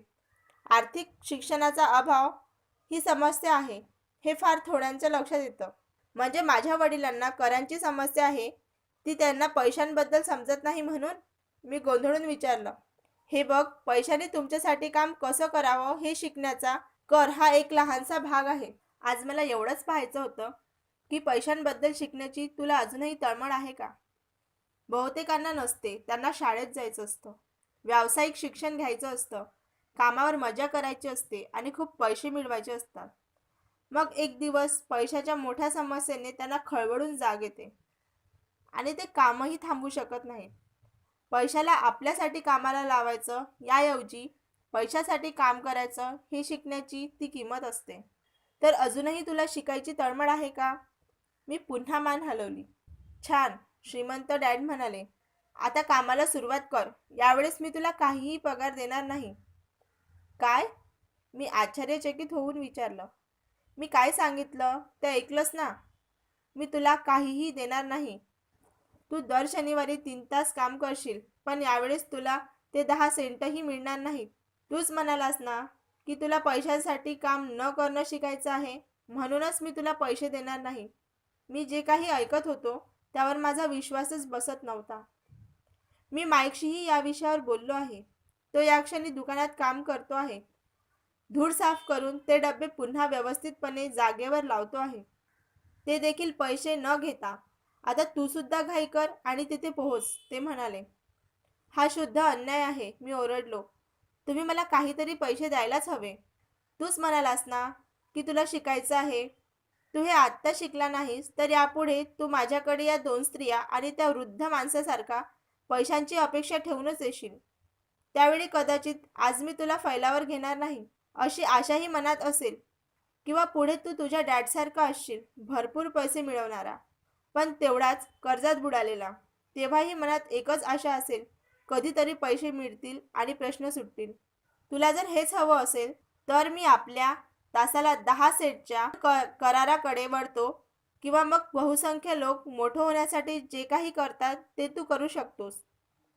मग तिथे पुरेसे पैसे मिळत नाहीत अशी तक्रार करत राहा. ती नोकरी सोडून दे आणि दुसरी नोकरी शोध. मी नक्की करू तरी काय, मी विचारलं. श्रीमंत डॅडनं माझ्या डोक्यावर हलकेच चापटी मारली आणि म्हणाले, याचा उपयोग कर. याचा जर चांगला वापर केलास तर ही संधी दिल्याबद्दल माझे आभारच मानशील आणि पुढे एक श्रीमंत म्हणून लोक तुला ओळखतील. मी तिथंच उभा होतो. आपल्यावर हा एवढा अन्याय होतोय यावर माझा विश्वासच बसत नव्हता. पैसे वाढून मिळवावेत अशी मागणी घेऊन मी तिथं गेलो होतो आणि आता तर काहीच मिळणार नव्हतं. श्रीमंत डॅडनं पुन्हा एकदा माझ्या डोक्यावर चापटी मारली आणि म्हणाले, याचा वापर कर आणि इथून निघ, कामावर जा. धडा पहिला. श्रीमंत लोक पैशांसाठी काम करत नाही. मला पगार दिला जात नाही हे मी माझ्या गरीब डॅडला सांगितलं नाही. त्यांना ते उमगलं नसतं. मुळात जे मला समजलं नव्हतं ते त्यांना कसं समजणार होतं. त्या पुढचे 3 आठवडे मी आणि माईक तेच काम फुकट करत होतो. आता त्या कामाचा आम्हाला त्रास वाटत नव्हता. सगळं सवयीचं झालं होतं. चुकलेले बेसबॉलचे सामने आणि कॉमिक पुस्तक या गोष्टी तेवढ्या त्रासदायक होत होत्या. तिसरा आठवडा होता. एके शनिवारी दुपारी श्रीमंत डॅड दुकानावर आले. त्यांची गाडी पार्किंगमध्ये थांबल्याचा, इंजिन बंद झाल्याचा आवाज आला. ते दुकानात आले. त्यांनी मिसेस मार्टिनला अभिवादन केलं. दुकान कसं चाललं आहे याची माहिती घेतली. नंतर ते आईस्क्रीम विभागाकडे गेले आणि त्यांनी 2 बार घेतले. त्याचे पैसे दिले. आमच्याकडे वळून म्हणाले, मुलांनो, चला आपण थोडं फिरून येऊ. रस्त्यावरून ये जा करणाऱ्या गाड्या चुकवत आम्ही रस्ता ओलांडला. पुढे गवताळ मैदान होतं. तिथं काही मोठी माणसं सॉफ्टबॉल खेळत होती. ते पाहत पाहत आम्ही थोड्याच अंतरावर असलेल्या बाकड्यावर जाऊन टेकलो. त्यांनी माझ्या आणि माईकच्या हातात आईस्क्रीम बार दिले. मग मुलांनो, कसं चाललंय? ओके, माईक म्हणाला. मीही सहमती दर्शवली. अजून काय शिकलात? त्यांनी विचारलं. मी आणि माईकनं एकमेकांकडे पाहिलं, खांदे उडवले आणि एकसाथ माना हलवल्या. जीवनाचा सर्वात मोठा सापळा टाळणं. मुलांनो, तुम्ही आता विचार करायला हवा. तुम्ही आता आयुष्यातला मोठा धडा शिकायला सुरुवात करता आहात. तुम्ही हा धडा व्यवस्थित शिकलात तर तुम्ही पुढे चांगल्या, स्वतंत्र आणि सुरक्षित जीवनाचा आनंद घेऊ शकाल. हा धडा जर तुम्ही शिकला नाहीत तर मिसेस मार्टिन आणि त्या सॉफ्टबॉल खेळणाऱ्या लोकांसारखेच एक दिवस संपून जाल. हे सारे थोड्या पैशांसाठी खूप काम करतात आणि नोकरीतील सुरक्षिततेला चिकटून राहतात. वर्षातून 3 आठवड्यांच्या सुट्टीची आणि निवृत्ती वेतनाची अपेक्षा ठेवतात. या गोष्टी तुम्हाला हव्याशा वाटत असतील, त्यानं तुम्ही हुरडून जात असाल तर मी तुम्हाला तासाला 25 सेंट देईल, ते म्हणाले. पण हे सारे चांगले आणि कष्टाळू लोक आहेत. तुम्ही त्यांची चेष्टा का करत आहात? मी बोललो. श्रीमंत डॅडच्या चेहऱ्यावर आता हसू होतं. मिसेस मार्टिन या मला माझ्या आईसारख्या आहेत. मी असा निष्ठुरपणे कधीच वागणार नाही. तुम्हाला मी निष्ठुर वाटतो कारण मी तुम्हाला काहीतरी सांगण्याचा प्रयत्न करतो आहे. मला तुमचा दृष्टिकोन घडवायचा आहे. ते झालं की तुम्ही वेगळं काहीतरी पाहू शकाल, अशी गोष्ट जी इतर फारसं कोणीच कधीच पाहू शकत नाही, कारण त्यांचा दृष्टिकोनच संकुचित असतो. बहुसंख्य लोक एका सापळ्यात अडकलेले असतात आणि दुःखाची गोष्ट ही की ते तो सापळाच पाहू शकत नाहीत. माईक आणि मी ऐकत होतो. त्यांना जे काही सांगायचं होतं ते आमच्या लक्षात येत नव्हतं. ते निष्ठुर वाटत होतं, पण आम्हाला हेही जाणवत होतं की आम्हाला काहीतरी समजावं यासाठी त्यांचीही धडपड होती. चेहऱ्यावर थोडं हसू आणत ते म्हणाले, तासाला 25 सेंटची कल्पना तुम्हाला बरी वाटली नाही का? तुमच्या हृदयाचे ठोके वाढले नाहीत का? मी नकारार्थी मान हलवली. पण खरं तर हृदयाचे ठोके वाढलेच होते. तासाला 25 सेंट माझ्यासाठी खूप होते. ओके, मग मी तुम्हाला तासाला $1 देईन, लबाडपणे हसत रिच डॅड म्हणाले. आता माझं हृदय प्रचंड वेगाने धडधडू लागलं होतं. ही ऑफर स्वीकार, असं माझा मेंदू किंचाळून सांगत होता. मी जे काही ऐकत होतो त्यावर माझाच विश्वास बसत नव्हता. तरी देखील मी काहीच बोललो नाही. ओके, तासाला $2. आता तर माझ्या त्या छोट्याशा हृदयात आणि मेंदूत स्फोटच झाला. ते साल होतं 1956. तासाला $2 मिळाले असते तरी मी नक्कीच जगातला श्रीमंत मुलगा झालो असतो. एवढ्या पैशांची मी कल्पनाही केली नव्हती. मला हो म्हणायचं होतं. हा करार व्हावा असं मला मनापासून वाटत होतं. आता माझ्या डोळ्यासमोर नवी सायकल आणि बेसबॉलचे नवी ग्लोव्ज दिसू लागले होते. माझ्या हाती पैसे असतील तेव्हा भोवती मित्रही जमणार होते. त्यापेक्षा जिमी आणि त्याचे मित्र मला गरीब म्हणणार नव्हते. माझ्या डोळ्यांसमोर ही सारी चित्र उभी राहत होती. पण काय झालं माहीत नाही. मी काहीच बोललो नाही. कदाचित खूप भावना दाटून आल्यामुळे माझ्या मेंदूतला फ्यूज उडाला असावा. पण कुठेतरी खोलवर मला ते तासाला $2 हवे होते. आता हातातलं आईस्क्रीम वितळून ओघळू लागलं होतं. हातात फक्त काडीच होती. त्यावरचं व्हॅनिला आणि चॉकलेट माझ्या हातावरून ओघळत होतं. विस्फारलेल्या डोळ्यांनी एकटक पाहणाऱ्या मुलांकडे त्यांचे डॅड पाहत होते. मुलांचा मेंदू रिकामाच झाला होता. त्यांना हे माहीत होतं की आमच्या मनात कुठेतरी हा करार स्वीकारण्याची भावना आहे. माणसाच्या मनाचा एक भाग दुबळा असतो, तो विकत घेता येतो, हेही त्यांना माहीत होतं. त्याचबरोबर त्यांना हेही माहीत होतं की याच मनाचा एक भाग कणखर आणि निग्रही असतो, तो विकला जाऊ शकत नाही. यातला बलवान कोण, एवढाच प्रश्न असतो. त्यांनी तर अशा हजारो मनांची चाचणी घेतली होती आणि आता आमची घेत होते. ओके, तासाला $5 ते म्हणाले. ते ऐकलं आणि अचानकच मला खूप शांत वाटायला लागलं. खळबळ संपली. काहीतरी बदल नक्कीच घडला होता. ही ऑफर खूपच मोठी होती. त्या काळात मोठ्या माणसांनाही तासाला $5 मिळत नव्हते. तरी देखील माझ्या मनातला मोह अदृश्य झाला आणि शांतता पसरली. मी माईककडे पाहिलं. त्यानंही माझ्याकडे पाहिलं. आमची नजरानजर झाली आणि माझ्या मनाचा कमकुवत भाग शांत झाला. आता कणखर भागानं माझा ताबा घेतला होता. पैशांमुळे डोक्यात जे काही विचार सुरू झाले होते ते स्वच्छ झाले. मी शांत झालो आणि माईकचंही तसंच झालं आहे यावर माझा विश्वास होता. छान, श्रीमंत डॅड हळुवारपणे म्हणाले. प्रत्येक व्यक्तीची एक किंमत असते. ही किंमत ठरते ती भय आणि लोभ या भावनांमुळे. सुरुवातीला पैसे नसल्याच्या भयामुळे आपण नोकरी करण्यासाठी प्रवृत्त होतो. पगाराचा चेक हाती पडल्यानंतर तीव्र इच्छा आणि लोभ या गोष्टी आपल्याला त्या पैशातून विकत घेण्याजोग्या गोष्टीकडे वळवतात. मग आपण होतो एक नमुना. कोणता नमुना? मी विचारलं. उठा, कामाला जा, बिलांचे पैसे चुकते करा. उठा, कामाला जा, बिलांचे पैसे चुकते करा हा नमुना. ज्यांचं आयुष्य भय आणि लोभ या भावनांनी कायम व्यापलेलं असतं त्यांना जास्त पैशांचं प्रलोभन दाखवलं की ते खर्चात वाढ करतात आणि हे चक्र सुरूच राहतं. यालाच मी रॅट रेस म्हणतो. मग यावर दुसरा मार्ग आहे का? माईकनं विचारलं. हो, पण फारच कमी लोकांना तो सापडतो, डॅडनं उत्तर दिलं. तो मार्ग कोणता? माईकनं विचारलं. तुम्ही मुलं माझ्यासोबत काम कराल, अभ्यास कराल तर तुम्हाला सापडेल तो मार्ग. मला तशी खात्री आहे. म्हणूनच मी तुमच्या समोरचे पगाराचे सगळे पर्याय काढून घेतले. काहीतरी सांगा ना, माईकनं विचारलं. खरं तर काहीच मिळत नसतानाही खूप काम करून आम्ही कंटाळलो आहोत. आधी मला खरं सांगा. आम्ही खोटं बोलत नाही, मी म्हणालो. तुम्ही खोटं बोलता असं मी म्हणतच नाही. फक्त खरं काय ते सांगा, डॅड म्हणाले. कशाबद्दल खरं सांगायचं? मी विचारलं. तुम्हाला मनापासून काय वाटतं ते आणि जे काही वाटतं ते तुम्ही इतर कोणालाही सांगायचं नाही. जे सांगायचं ते स्वतःच्या मनालाच सांगायचं. तुम्हाला असं म्हणायचं आहे का की या बागेतले लोक, तुमच्यासाठी काम करणारे कर्मचारी, मिसेस मार्टिन हे करत नाहीत? मी विचारलं. त्याविषयी माझ्या मनात शंका आहे. त्यांना पैसे नसण्याचं भय वाटत असतं. परिस्थितीला धैर्यानं तोंड देण्याऐवजी, त्यावर विचार करण्याऐवजी त्या भीतीला प्रतिसाद देतात. डोक्याचा उपयोग करण्याऐवजी भावनांच्या आहारी जातात. आमच्या डोक्यावर चापटी मारत श्रीमंत डॅड म्हणाले. नंतर त्यांच्या हाती थोडे पैसे पडतात. पैसे मिळाले रे मिळाले की आनंद, तीव्र इच्छा आणि लोभ त्यांचा ताबा घेतात.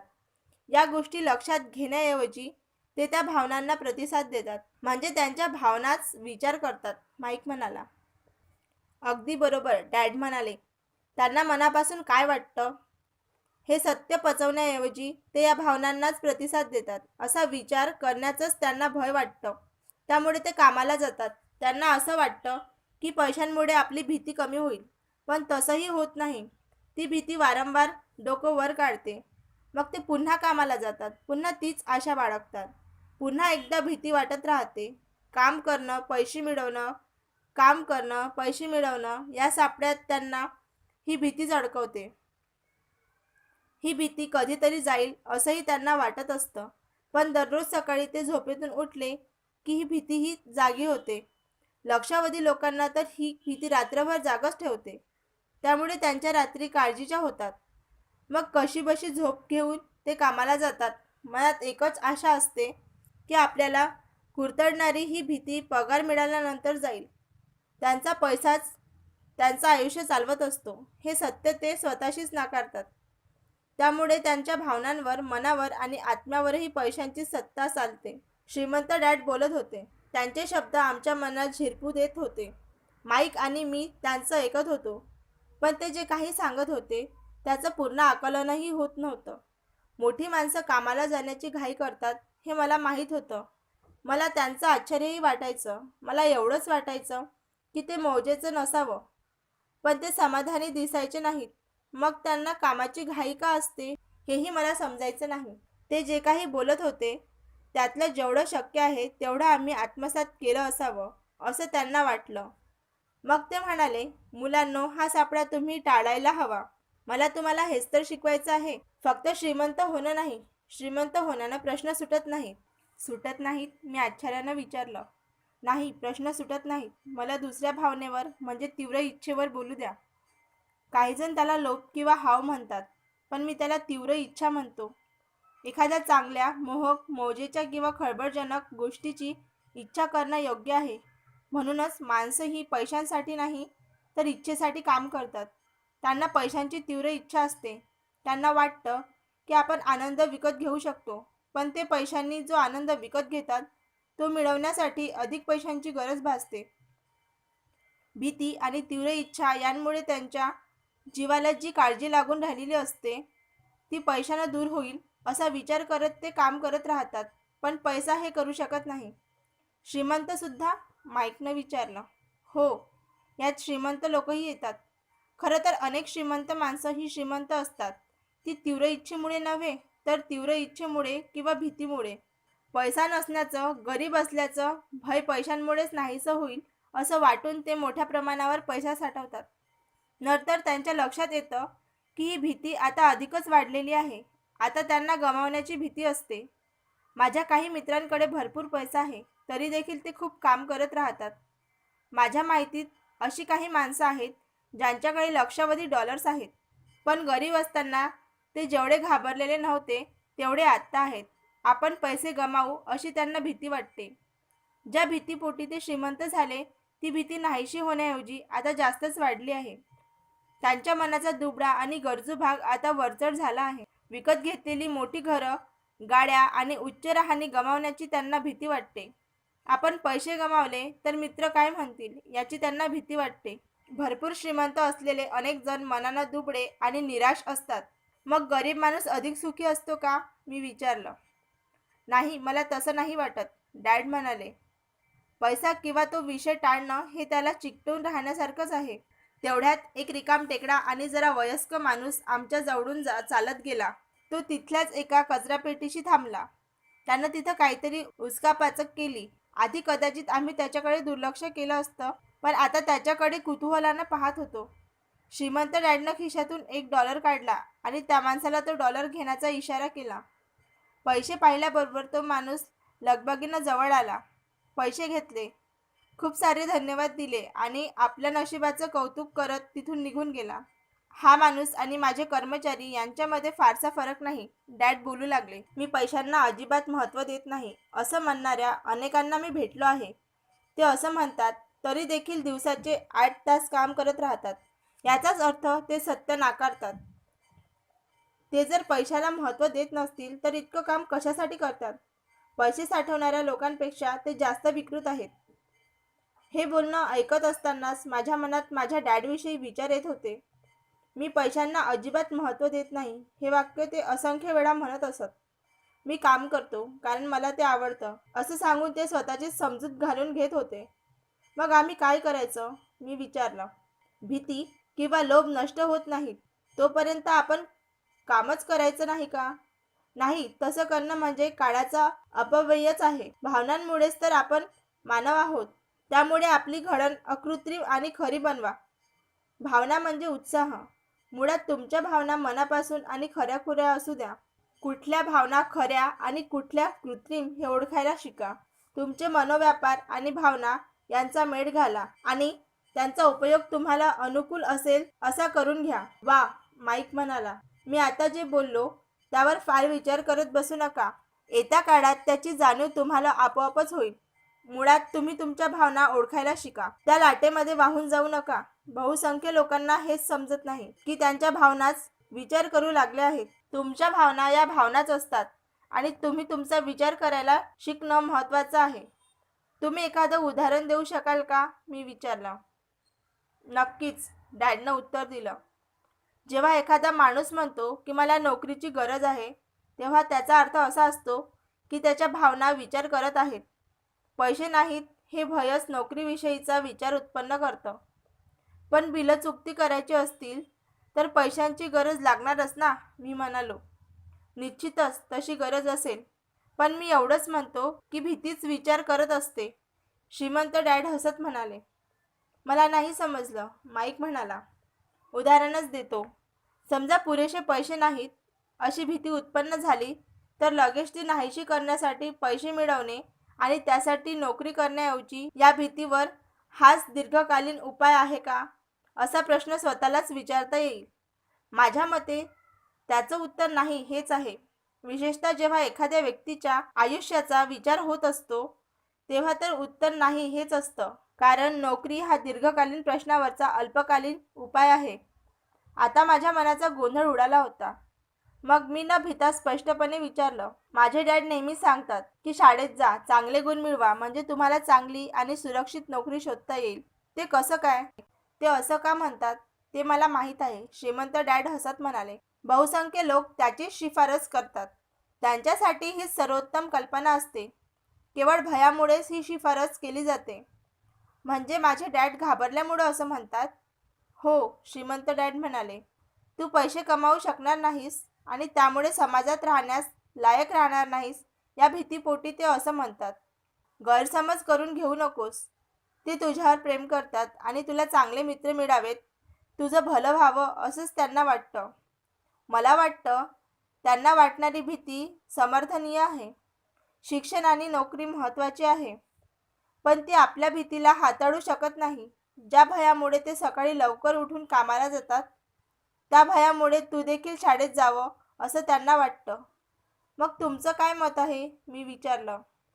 पैशांच्या शक्तीचं स्वामी कसं व्हावं हे मला तुम्हाला शिकवायचं आहे. त्याला अजिबात घाबरायचं नाही. हे शाळेत शिकवलं जात नाही आणि हे जर तू शिकला नाहीस तर कायम पैशांचा गुलाम होऊन राहशील, त्यांनी उत्तर दिलं. आता आम्हाला ते नक्की काय सांगू पाहत आहेत याची जाणीव होऊ लागली होती. आम्ही आमचा दृष्टिकोन विकसित करावा, विस्तारावा असं त्यांना वाटत होतं. मिसेस मार्टिन, त्यांचे कर्मचारी किंवा माझे डॅड जे पाहू शकले नाहीत ते आम्ही पाहावं असं त्यांना वाटत होतं. त्यांनी जी काही उदाहरणं दिली ती काही वेळा निर्दयीही वाटली, पण ती पक्की लक्षात राहिली. त्या दिवशी माझा दृष्टिकोन निश्चितपणे बदलला आणि सगळ्यांसमोरच जो सापळा असतो तो दिसायला सुरुवात झाली होती. तसं पाहायला गेलं तर आपण सारेच कर्मचारी असतो. आपण फक्त वेगवेगळ्या स्तरांवर काम करत असतो. श्रीमंत डॅड म्हणाले, तुम्हाला हा सापळा टाळता यावा. भय आणि अतितीव्र इच्छा या भावनांमुळे निर्माण झालेला सापळा तुम्हाला तुमच्या पद्धतीनं वापरून घेता यावा. त्या सापळ्यात अडकून त्याच्या पद्धतीनं तुम्ही काम करू नये. मला तुम्हाला हेच शिकवायचं आहे. पैशांची रास कशी निर्माण करायची हे शिकवण्यात मला अजिबात रस नाही. तीव्र इच्छा आणि भय हाताळण्याची ताकद त्या पैशांच्या राशीत नाही. तुम्ही जर या भावना हाताळू शकत नसाल आणि श्रीमंत झालात तर तुम्ही खूप पगार मिळवणारे गुलाम असाल. हा सापळा कसा टाळायचा, मी विचारलं. गरिबी किंवा आर्थिक समस्यांचं मुख्य कारण अर्थशास्त्रीय किंवा सरकार हे नसून भय आणि अज्ञान हेच आहे. स्वतःच लादलेली भीती आणि अज्ञानच लोकांना त्या सापळ्यात अडकून ठेवतं. म्हणूनच तुम्ही शाळेत जा, कॉलेजमध्ये जाऊन पदव्या मिळवा. या सापळ्याबाहेर कसं राहायचं ते मी तुम्हाला शिकवेन. हे कोडं आता तुकड्या तुकड्यानं सुटत होतं. माझ्या उच्च शिक्षित डॅडनं उत्तम शिक्षण घेतलं होतं, पण त्यातून त्यांना पैसा किंवा भय कसं हाताळावं याचं ज्ञान मिळालं नव्हतं. वेगळ्या आणि महत्त्वाच्या गोष्टी मला या दोन्ही डॅडकडून शिकता येतील हेही स्पष्ट झालं होतं. तुम्ही पैसे नसण्याच्या भीतीबद्दल बोलत होता. पैसे मिळवण्याची तीव्र इच्छा विचारांवर कसा परिणाम करते, माईकनं विचारलं. मी जेव्हा पगारात वाढ करून तुम्हाला मोहात पाडलं त्यावेळी तुम्हाला काय वाटलं? हे लक्षात आलं का की तुमच्या तीव्र इच्छांमध्ये वाढ झाली आहे? आम्ही होकारार्थी माना डोलावल्या. तुम्ही तुमच्या भावनांमध्ये वाहून न गेल्यामुळे प्रतिसाद देण्यास उशीर झाला आणि तो वेळ तुम्ही विचारांसाठी देऊ शकलात. हे महत्त्वाचं आहे. भय आणि लोभ या भावना आपल्यामध्ये कायमच असतात. यापुढे याच भावनांचा उपयोग तुमच्या दीर्घकालीन फायद्यांसाठी कसा करून घेता येईल यावर विचार करा. आपलं त्यांच्यावर नियंत्रण हवं, त्यांचं आपल्यावर नाही. बहुसंख्य लोक नेमकं याच्या उलट करतात. ते आयुष्यभर पगाराचा चेक, त्यात होणारी वाढ आणि नोकरीची सुरक्षितता यांच्या मागे धावत राहतात. ते कधीच आपल्या भावनांना उलट प्रश्न करत नाहीत. आपण नक्की कुठे चाललो आहोत हेही त्यांच्या लक्षात येत नाही. हे सारं गाढवाच्या चित्रासारखं आहे. मालानं भरलेली गाडी ते ओढत चाललेलं असतं. मालक त्यांच्या नाकासमोर गाजर धरून बसलेला असतो. मालक त्याला हवं तिथंच जात असतो. गाढव मात्र त्या गाजराच्या मोहामागे धावत असतं. ते काम झालं की दुसऱ्या दिवशी दुसरं गाजर हजर असतं. याचाच अर्थ मी ज्यावेळी बेसबॉलचे नवे ग्लोव्ज, कॅन्डीज आणि नव्या खेळण्यांचं चित्र रंगवलं ते गाजर होतं? माईकनं विचारलं. होय, हे पहा. तुम्ही जसजसे मोठे होता तसतशी खेळणी बदलतात. ती अधिक महाग होतात. मग नवी गाडी, मोठं घर, बोट अशी गाजर समोर येतात. भीती तुम्हाला घाबरवून दाराबाहेर ढकलते आणि तीव्र इच्छा तुम्हाला पुकारून भुलवून खडकाळ भागात घेऊन जातात. याला सापळा म्हणतात. ते हसत म्हणाले. मग यावर उत्तर काय? माईकनं पुन्हा विचारलं. ज्ञानाचा अभाव असेल तर भय आणि तीव्र इच्छा अधिक प्रखर होतात. म्हणूनच खूप संपत्ती असलेले लोक जसजसे अधिक श्रीमंत होतात तसतशी त्यांची भीती वाढत जाते. पैसा हे गाजर आहे, ते मोहजाल आहे. गाढवानं जर पूर्ण चित्र पाहिलं तर तो गाजराच्या मागे धावण्याचा फेरविचार करेल. मग श्रीमंत डॅडनी समजावून सांगितलं की माणसाचं आयुष्य हे अज्ञान आणि रोषणाई यांच्यातील झगडा आहे. त्यांनी हेही समजावून सांगितलं की जेव्हा एखादी व्यक्ती स्वतःबद्दलचं ज्ञान आणि माहितीचा शोध घेणं थांबवते तेव्हा त्याच्या आयुष्यात अज्ञान प्रवेश करतं. आपलं मन खुलं करायला शिकणं किंवा मिटून घेणं हा झगडा तर क्षणाक्षणाला सुरू असतो. हे बघा, शाळा देखील खूप खूप महत्त्वाची असते. एखादी गोष्ट, कौशल्य किंवा व्यवसाय शिकण्यासाठी तुम्ही शाळेत जा. शाळेत गेल्यामुळे तुम्हाला समाजाचे नीतिनियम समजतात आणि तुम्ही समाजात मानानं राहायला लागता. प्रत्येक संस्कृतीला शिक्षक, डॉक्टर, मेकॅनिक, कलावंत, आचारी, उद्योजक, व्यावसायिक, पोलीस अधिकारी, सैनिक यांची गरज असते. या साऱ्या गरजा भागाव्यात, आपली संस्कृती भरभराटीनं यावी यासाठी शाळा प्रशिक्षण देत असतात. दुर्दैवानं बऱ्याच लोकांसाठी शाळा ही सुरुवात नसते तर तो शेवट असतो. आता दीर्घ शांतता पसरली होती. श्रीमंत डॅडच्या चेहऱ्यावर मंद स्मित होतं. त्या दिवशी त्यांनी सांगितलेल्या साऱ्याच गोष्टी समजल्या असंही नाही, पण ते काहीतरी वेगळं आहे एवढं नक्की समजलं होतं. एखाद्या शिक्षकांचे शब्द वर्षानुवर्ष लक्षात राहतात तसंच काहीसं झालं होतं. आजही या श्रीमंत डॅडचे शब्द माझ्या पक्के लक्षात आहेत. मी आज थोडासा कडक वागलो, त्यामागेही एक कारण होतं. माझं बोलणं तुमच्या पक्क लक्षात राहायला हवं. तुम्ही नेहमीच मिसेस मार्टिनचा विचार करायला हवा, त्या गाढवाचा विचार करायला हवा. भय आणि तीव्र इच्छा तुमच्या विचारांवर ताबा मिळवतात हे जर तुम्हाला माहीत नसेल तर तुम्ही आपोआप त्या सापळ्यामध्ये ओढत जाता. हेही नेहमी लक्षात ठेवा. आयुष्य भीतीच्या छायेतच घालवणं, आपल्या स्वप्नांची कसून छाननी करणं ही निर्दयताच आहे. पैसे मिळवण्यासाठी खूप कष्ट करत राहणं, पैशांमुळे आपल्याला अनेक गोष्टी विकत घेता येतील त्यामुळे आपण समाधानी होऊ असा विचार करणं ही देखील निर्दयताच आहे. बिलांचे पैसे देण्याच्या भीतीनं मध्यरात्री जाग येणं ही असहाय्यतेची भावना आहे. पगाराच्या आकड्यानुसार जगणं हे जगणंच नाही. नोकरीमुळे आपलं आयुष्य सुरक्षित राहील असं मानणं म्हणजे स्वतःशीच खोटं बोलणं आहे. हा सारा सापडाच आहे आणि तुम्ही तोच टाळायला हवा. हा पैसा माणसांची आयुष्य कशी पळवतो हे मी पाहिलं आहे. तुमच्या बाबत असं काही घडू देऊ नका. कृपया तुमचं आयुष्य पैशांच्या हाती सोपवू नका, ते सांगत होते. तेवढ्यात एक सॉफ्टबॉल आमच्या बाकड्याशी आला. डॅडनं तो उचलला आणि परत फेकला. अज्ञानाचा भय आणि लोकांशी काय संबंध असतो? मी विचारलं. पैशांच्या अज्ञानामुळेच तर भय आणि लोभ निर्माण होतात, ते सांगू लागले. उदाहरण देतो. समजा डॉक्टरला आपल्या कुटुंबासाठी जास्त पैसे हवे असतात तेव्हा तो त्याच्या शुल्कामध्ये वाढ करतो. तसं झालं की एकूण आरोग्य सेवाच महागडी होते. त्याचा त्रास गरिबांनाच जास्त होतो. त्यामुळेच तर गरिबांचं आरोग्य सगळ्यात वाईट असतं. डॉक्टरांनी दर वाढवले की वकिलांना त्यांचे दर वाढवावेसे वाटतात. वकिलांनी दर वाढवले की शिक्षकांना आपला पगार वाढवून हवा असतो. हे असे दर वाढत गेले की आपल्यावरचे कर वाढतात आणि हे चक्र असंच सुरू राहतं. लवकरच श्रीमंत आणि गरीब यांच्यातील दरी खूप वाढेल. त्यामुळे गोंधळाची परिस्थिती निर्माण होईल आणि आणखी एक संस्कृतीच मोडून पडेल. आहे रे आणि नाही रे यांच्यातलं दरी जेव्हा प्रचंड प्रमाणात वाढते तेव्हा संस्कृती मोडून पडते. याची उदाहरणं आहेत. अमेरिका त्याच मार्गावरून चालली आहे कारण इतिहासाची पुनरावृत्ती होत असते. त्याचं कारण आपण इतिहासाकडून काहीच शिकत नाही. आपण फक्त ऐतिहासिक तारखा आणि गावं लक्षात ठेवतो, धडा काहीच घेत नाही. पण काळानुसार किमती वाढणं हेही अपेक्षित असतंच ना? मी विचारलं. जिथं सरकार उत्तम कारभार करत आहे अशा ठिकाणी हे अजिबात अपेक्षित नाही. उलट किमती खाली यायला हव्यात. अर्थात हे सैद्धांतिक आहे. किमती वाढण्याचं कारण अज्ञानामुळे निर्माण झालेल्या भय आणि लोभातच आहे. आपल्याला शाळेतच पैशांविषयी शिकवलं गेलं तर पैसा अधिक प्रमाणात निर्माण होईल आणि किमती कमी होतील. पण आपल्याकडे शाळा या मुलांना पैशांसाठी काम करायला शिकवतात. पैशाच्या शक्तीला आपल्या कामासाठी कसं जुंपावं हे त्या शिकवतच नाहीत. आपल्याकडे बिझनेस स्कूल्स आहेत ना, मग मी तिथं शिकायला जावं असं तुम्हाला का वाटत नाही? माईकनं विचारलं. हो, आपल्याकडे बिझनेस स्कूल आहेत, पण तिथं शिकलेले कर्मचारी फक्त आधुनिक कारकून असतात. कारकुनांनी व्यवसाय ताब्यात घेणं नको रे देवा. हे फक्त आकडे पाहतात, लोकांना हाकलून देतात आणि व्यवसायाचा नाश करतात. हे मला चांगलंच माहीत आहे, कारण मी त्यांना कामावर ठेवतो. त्यांचं लक्ष खर्च कमी करणं आणि किमती वाढवणं यावर असतं. त्यामुळे अडचणी वाढतच जातात. बिझनेस स्कूलमध्येही शिकणं महत्त्वाचं आहे, पण त्याचं संपूर्ण चित्र समोर यायला हवं आणि तेच होत नाही. मग या प्रश्नावरही उत्तर असेलच ना? माईकनं विचारलं. हो, नक्कीच. तुम्ही तुमच्या भावनांचा विचार करण्यासाठी उपयोग करून घ्यायला शिका. भावनांच्या आवेगात वाहून जाऊ नका. तुम्ही मुलांनी तुमच्या भावनांवर ताबा मिळवलात. तुम्ही जेव्हा विनामूल्य काम करण्याचा निर्णय घेतलात, तेव्हा मला आशा वाटू लागली. त्यानंतर मी तुम्हाला पैशांची भुरळ घातली. तेव्हाही तुम्ही स्वतःवर ताबा ठेवलात.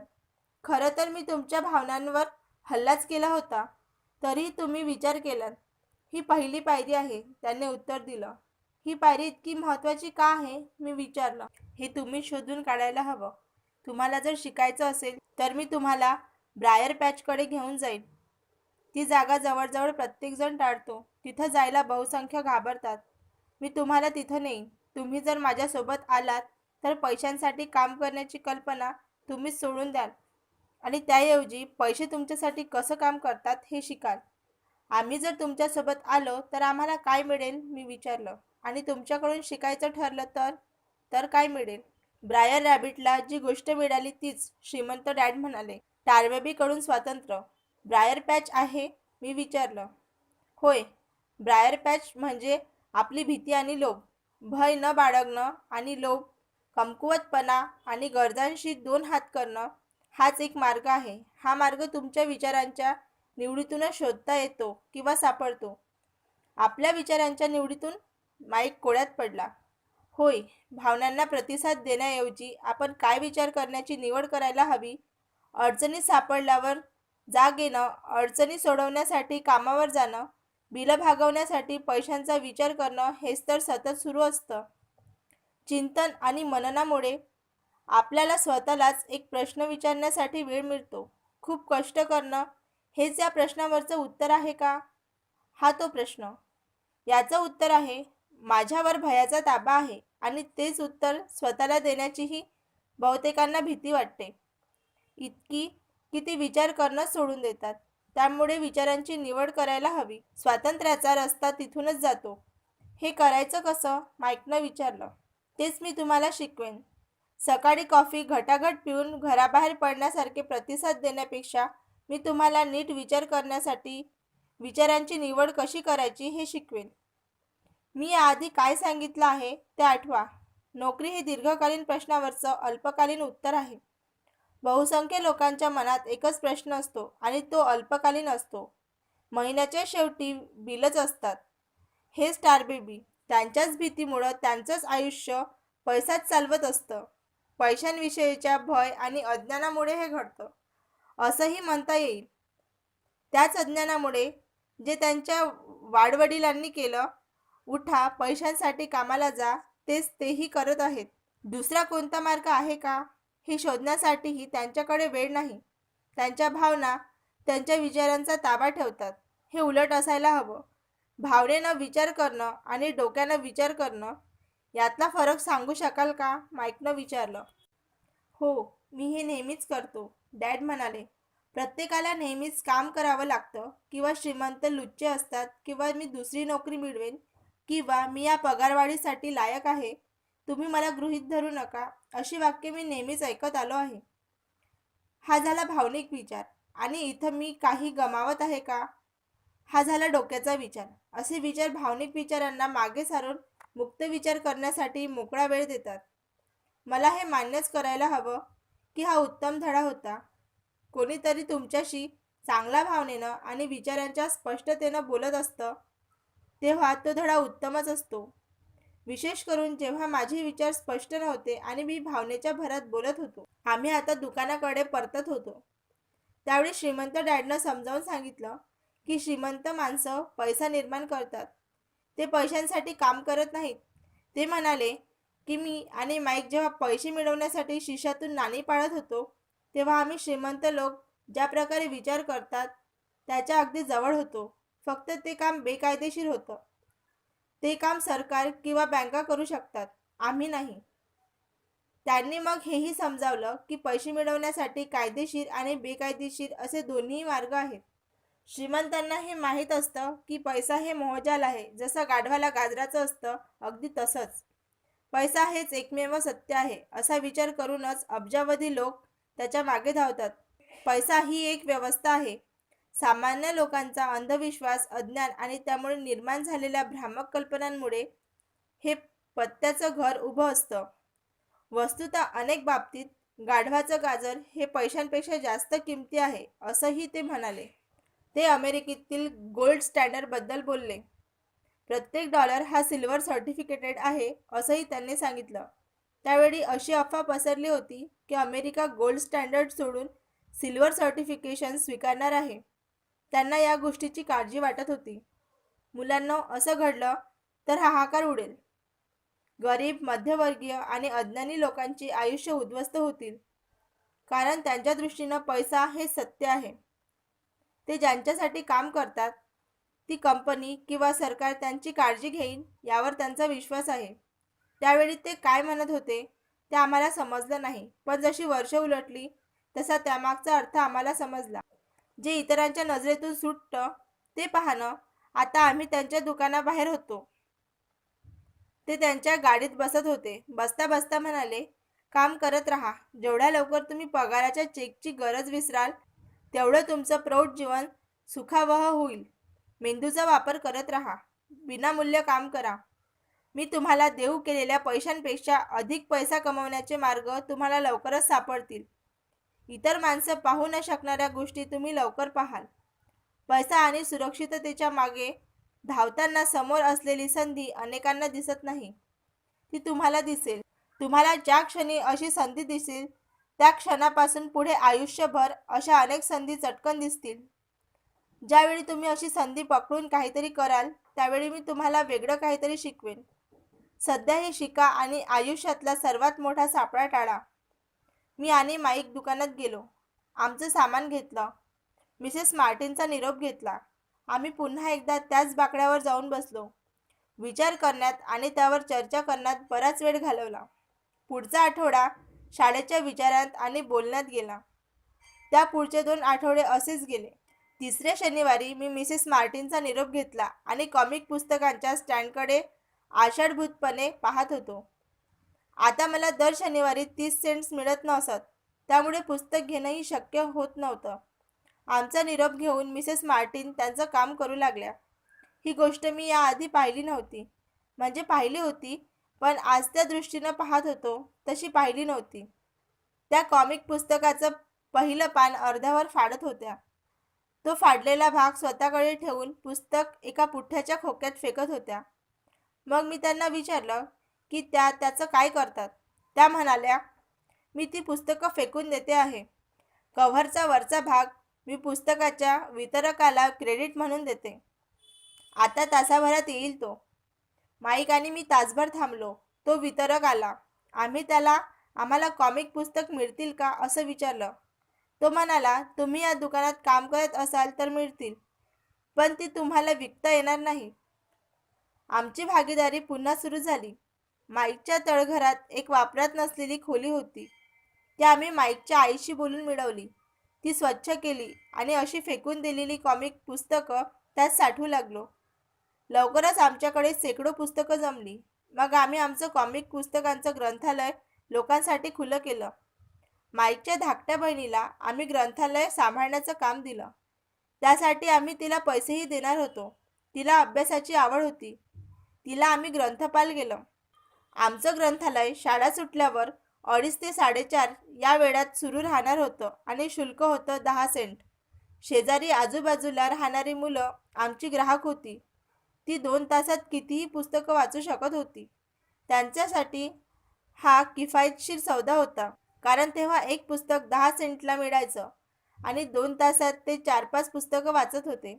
माईकची बहीण प्रत्येक मुलगा बाहेर पडताना त्याची तपासणी करत असे.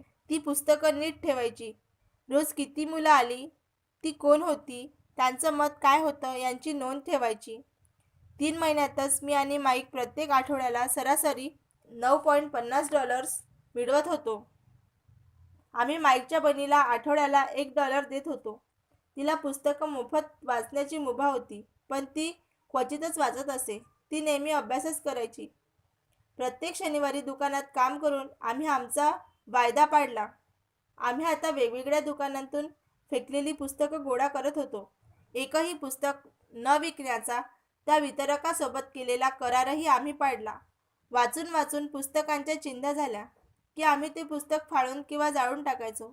आम्ही आणखी एक शाखा सुरू करण्याचाही प्रयत्न केला, पण आम्हाला माईकच्या बहिणीसारखी स्वतःला वाहून घेणारी आणि विश्वासू व्यक्ती सापडलीच नाही.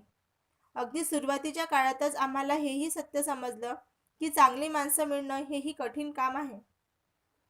ग्रंथालय सुरू होऊन 3 महिने उलटले. एके दिवशी खोलीत मारामारी जुंपली. आसपास राहणारी काही मुलं आत घुसली आणि त्यांनी मारामारीला सुरुवात केली. मग माईकच्या वडिलांनी आम्हाला ग्रंथालय बंद करायला सांगितलं. आमचा व्यवसाय बंद पडला. त्यामुळे आम्ही शनिवारी दुकानात काम करणंही बंद केलं. तरी देखील श्रीमंत डॅड खुश होते. आम्ही आमचा पहिला धडा चांगल्या रीतीनं आत्मसात केला होता. ते आता आम्हाला नवीन गोष्टी शिकवणार होते. आता आम्ही पैशानं आमच्यासाठी काम करणं शिकलो होतो. दुकानात काम केल्याचे पैसे मिळत नव्हते, त्यामुळे पैसे मिळवण्यासाठी आम्ही कल्पनाशक्ती वापरली होती. ग्रंथालय सुरू केल्यानंतर पैशाची व्यवस्था आमच्याच ताब्यात होती. आम्ही मालकांवर अवलंबून नव्हतो. सर्वात महत्त्वाची गोष्ट, आम्ही तिथं प्रत्यक्षात हजर नसतानाही पैसा निर्माण झाला. आमच्या पैशानं आमच्यासाठी काम केलं. श्रीमंत डॅडनं आम्हाला पैशांऐवजी त्यापेक्षाही खूप काही दिलं.